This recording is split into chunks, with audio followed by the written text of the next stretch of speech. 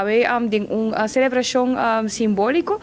nós lo vai reconhecer e celebrar 40 anos também com a biblioteca cambia nome e me te quer durante a ano aqui nós também tem diferentes tipos de celebração e tá momento para recordar a trajetória como país nós cana e nós logra até agora aqui não grandemente para sobre a hope de desenvolvimento nanga tumo lugar último 40 anos de qual nós hope orgulhoso de je e é bonita para o também tudo é cambio não e momento na assim tá recordar-nos com grande momento e tal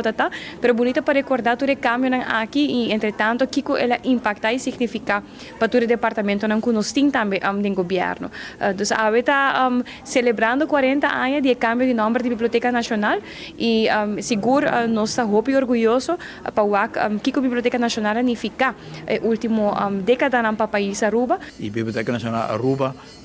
forma parte assim também de história de 40 anos de Estado parte e história mais largo de Aruba caminha com o centro de informação que ajuda a forma assim a hope de nos geração aue que nós celebrando 40 anos de Estado parte e 40 anos de Biblioteca Nacional nós recordar hecho aqui também em contexto de reconhecimento natureza que a construir a Biblioteca Nacional de Aruba aue nós temos diretora Breton nós temos a senhora Alice van Roman que também era pioneiro a terreno de literatura de conservação de história de Aruba e também de uma organização sumamente profissional de biblioteca de tempo que o país não tem biblioteca na organizar a maneira Aruba a senhora Alice van Roman a organizar a Biblioteca Nacional de Aruba de uma forma que destacar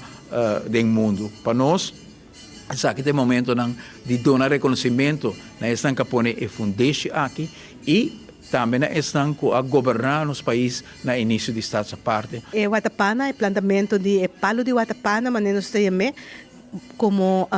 parte simbólico para nós para que um rato no momento de 1 de janeiro de 86, ora Aruba haya assustado essa parte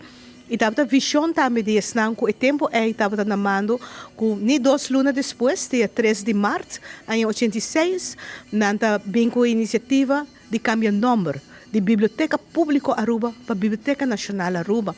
Isso é muito necessário, mirando a importância para por conservar no momento a boa memória. Nós estamos agora está começar, mas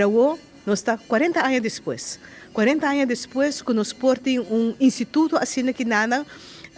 forte, com fortaleza, pensei também em mata de Watapana, que está o